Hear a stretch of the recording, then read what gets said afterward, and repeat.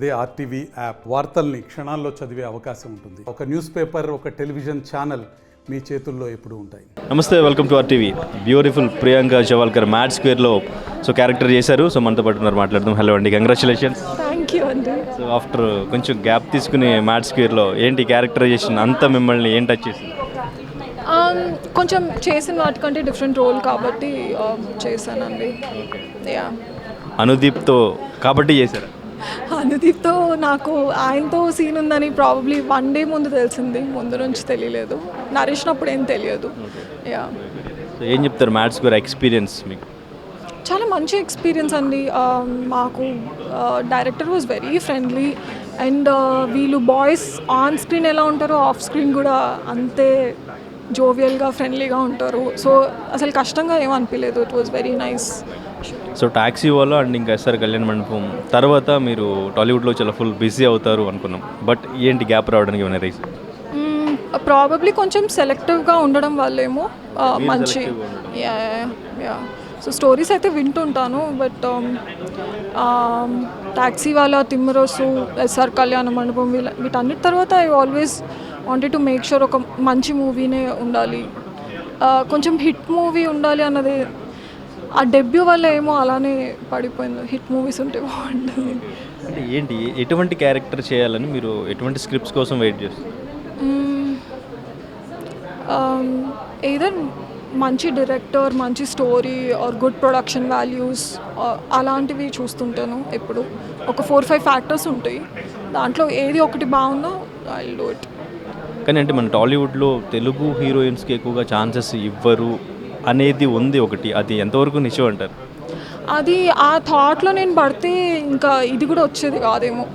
అసలు ఆ జోన్లో వెళ్ళొద్దు అని ఎప్పుడు కాన్స్టెంట్గా నా వర్క్ ఏంటి, నేను గ్రూమ్ అవుతూ ఉండడం, వేరియేషన్ చూపించడం ముందు మూవీస్కి దాని మీద ఒక్కటే కాన్సన్ట్రేట్ చేస్తా. So if keep on grooming ఏదో ఒక ప్రాజెక్ట్ వస్తుంది, మరీ అలా పక్కన పెట్టేస్తారు అని అయితే అనిపించదు. ఎందుకంటే వీళ్ళు కూడా చాలా గ్యాప్ తర్వాత మరి నన్ను కాస్ట్ చేస్తారు. దే డోంట్ హ్యావ్ టు, ఎవరితో వేరే వాళ్ళతో అన్న వెళ్ళిపోవచ్చు. సో స్పెసిఫిక్గా తెలుగు అమ్మాయిని కాస్ట్ చేయకూడదు అనేమి ఉండదు అనుకుంటున్నా. పెద్ద పెద్ద స్టార్స్ కూడా ఇప్పుడు అయ్యారు, తెలుగు అమ్మాయిలు అవుతున్నారు కదా. మీరు ఎప్పుడైనా ఫేస్ చేశారా అంటే తెలుగు హీరోయిన్ కాబట్టి రిజెక్ట్ చేయడం అట్లా? లేదండి, నా రిజెక్షన్స్ అన్నీ నేను చాలా తెల్లగున్నానని అలాంటి వాటికి అయ్యాయి. తెల్లగున్నారని రిజెక్ట్ చేశారా? కొన్ని వాటికి అలా అయ్యాయి. బట్ మరి గ్లామ్గా కనిపిస్తున్నారు, వీ వాంట్ సమ్వన్ డస్కి అలా అయ్యాయి. కానీ లాంగ్వేజ్ వల్ల ఇంకా డైరెక్టర్స్ ఇప్పుడు హ్యాపీగా ఫీల్ అవుతారు, చాలా బాగుందండి తెలుగులో మాట్లాడుతుంటే అన్నట్టుగానే చెప్తారు మీటింగ్స్లో అన్నిట్లో. మీకు అంటే ఇన్స్పైర్ చేసే హీరోయిన్ మీరు ఎక్కువగా రెగ్యులర్గా ఫాలో అయ్యి, అంటే మనం కూడా ఇట్లాగా అన్ని క్యారెక్టర్లు చేస్తే బాగుంటుంది అనిపించే హీరోయిన్ ఎవరైనా ఉన్నారు?